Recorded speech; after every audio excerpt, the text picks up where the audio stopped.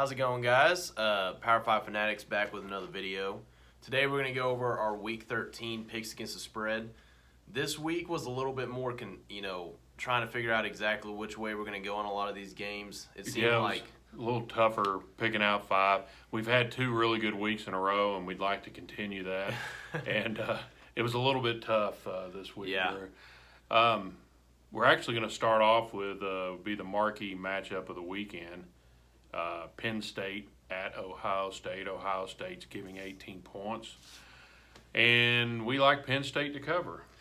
Yeah, this game, the reason, my rationality on this one, of course, Ohio State, this whole season, it's kind of like pick Ohio State, pick Ohio State, pick Ohio State, because it seems like they just continue to cover every single week. They've won every game by 24 points at least, which is amazing. But this game is just always close, and even though it's in Columbus this week, I just have a feeling that, Penn State is going to be – they're obviously going to be motivated because they know that their football lives are on the line this week trying to get to the Big Ten championship game. They want to play Minnesota potentially again where they can maybe redeem themselves. And if that happens, don't count them out of the playoffs. Right. I mean, who knows? So they know that everything's on the line here. They're going to try to, compete as hard as they can. I mean, I think Ohio State is going to win this game, but I just like Penn State. They're not mincemeat. They're a pretty good, solid program. Yeah, and for sure. Their defense has been really good all year. Their offense has been a little bit up and down, but still, they've been top three in the Big Ten all year long. And, you could argue they've been the second best team in the Big Ten all year long. So, anyways, I just think it's going to be closer, like you were saying, Drew, maybe somewhere in the, 35-20, something like that. Yeah, and one other key note for this game, Chase Young is back this coming week. Who knows how that could affect it. Typically defensive players aren't going to affect the score a whole lot, but he's a dynamic defensive player. Yeah, it was convenient for Ohio State. The only two games he had to miss were Rutgers and I can't remember the other one. Maybe it's Maryland. Yeah. Anyways, like they could have had the second, third string out there anyways, and it wouldn't have mattered. But anyway, that's how it worked out. And college football fans, and especially Buckeye fans, are going to be able to see him playing again. Yeah. Our second game is Minnesota at Northwestern. This has been a funny line of the whole week. Vegas had them starting out at I think Minnesota was favored by 7. I think so. Yeah, it was weird. It's risen up to 13.5, and that's a reflection of Minnesota's quarterback and Tanner Morgan. Yeah. And the concussion protocol. I can't think of the term. Anyways, he got banged up there at the end of the last game, and Northwestern has just struggled so much this year. They beat UMass last week, but UMass may be one of the worst teams in the nation right now. Especially their offense is terrible, and their defense is horrendous as well.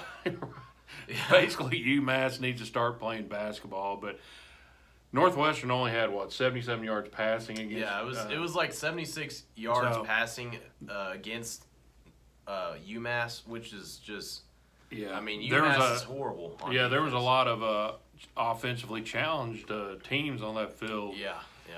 Anyways, Minnesota. They're kind of in the point now. They want to get some style points going too. Yeah. And this is a big game for them. Bouncing back and so. Anyways, we do like Minnesota giving 13.5 points at Northwestern. Third game, Boston College at Notre Dame. Notre Dame is favored by 19, and we do like Notre Dame to cover. The Irish. In the last month, they've really rebounded from that little slump they had in the middle of the season. Yep.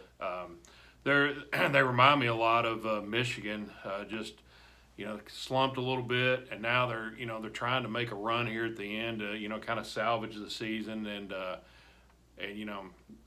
do what they can to keep the coach's job because Kelly and Harbaugh both been on the hot seat. I'd have to say at this point, it's looking better for both of them, long term. And Yeah. Notre Dame just looked really good in the last couple of weeks. I just don't see how Boston College can stay with them, especially at South Bend. Yeah, and they had a huge win last week against Navy. What was it, 52-20? Yeah, they wrecked Navy, and Navy's a solid, They're a good team, solid and team. the way that Navy tries to play football, they try to limit the other team's ability to put points on the board. And they couldn't And limit they Notre couldn't Dame. limit Notre Dame, and Notre Dame was able to limit Navy, on the other side. So that was I thought that was a really impressive win, actually. I thought it was too. That one surprised me. I mean, I thought, it might be Notre Dame winning by 10 or something in that game. And Notre Dame just got everything together now. It's kind of like I said, it's a lot like Michigan. It took them 3/4 of the season to do it. And then they finally got it going, where they were hoping they were going to be a month ago. But next we got Texas at Baylor. We both like Baylor covering the 5.5 points. I think this line is reflective to what the general public thinks of Baylor. You would think a one-loss team at home would be favored by more than 5.5 points. But Baylor is just, they haven't looked great at times. They had their great half against Oklahoma. And it's just UT has just struggled so much defensively this year. It seems like offensively they're not getting it done the way they were either for about, 3/4 of that Iowa State game. Yeah. They kind of got it rolling there in the fourth quarter against Iowa State. So the thing that was kind of, keeping the team going has kind of failed them a little bit. We like Baylor covering that. I think it will be a close game, 7 to 10 points, but I think they will cover the 5.5. Yeah. Tom Herman's kind of known for covering spreads. So this one is tough. Who knows what's going to happen here? I just think Baylor's right now, I think they're a touchdown better than Texas. Yeah, well, I do too. I don't think they're going to blow them out, but I think they will win by 7 to 10 And points. I think Baylor's defense can maybe limit Texas's offense. It'll be interesting to see how they bounce back because they need to bounce back. Sam Ehlinger. Yeah, you talk about style points needed. Baylor needs a lot of them at this point. Yeah. Everything's in front of them also as far as the Big 12. But last game, Texas A&M at Georgia. Georgia minus 13.5, and we like the Aggies covering that. Yeah. Our reasoning is the Aggies, a lot like Notre Dame's, kind of turned it on here. Last 3 to 4 games, they looked great against South Carolina. They pretty much blanked them. What was it? 30-6. Yeah. So the wrecking crew seems to be back wrecking teams again. Right. And it's probably going to be low scoring. I don't think there's going to be a whole lot of points scored. This one's I think it's going to be a lot like the Georgia Auburn game. 20 to 14, maybe 28 to 17, something like that. But I like A&M covering. I think they're going to keep it close for a while. Yeah, and early in the season, kind of our thing with A&M was their offense was doing nothing. Was pretty shaky, especially second game of the year they played Clemson. They put up 10 points, but the last touchdown was kind of garbage time. Clemson was trying to prevent them from catching up to them, and then over the past several weeks, though, they've really stacked together some wins since they lost to Auburn.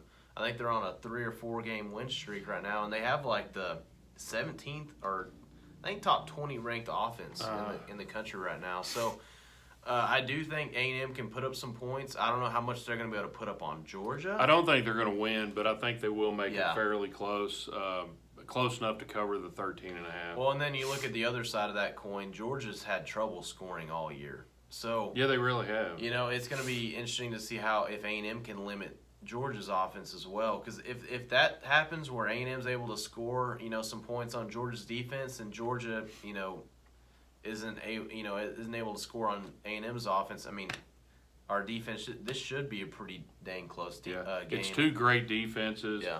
And because A&M's been great all year long, their defense has. The problem's been the offense, but again, they seem to have solved some problems and. Yeah, I don't think they're going to win, but I think this is going to be one of those 20 to 14 games. I don't think there'll be a lot of scoring going on because two great defenses. Well, guys, that's what we got. We're hoping to have another great week on the picks. I believe the last 2 weeks, Drew, were 7 wins, 2 losses, and push. So not bad. Not too bad. So You know, if we're hoping to continue our win streak, and Yeah. you guys let us know what you think. Subscribe, like, share, hit the notification bell, because we're gonna have a couple more videos for the game start this weekend. Thanks. Thanks, guys.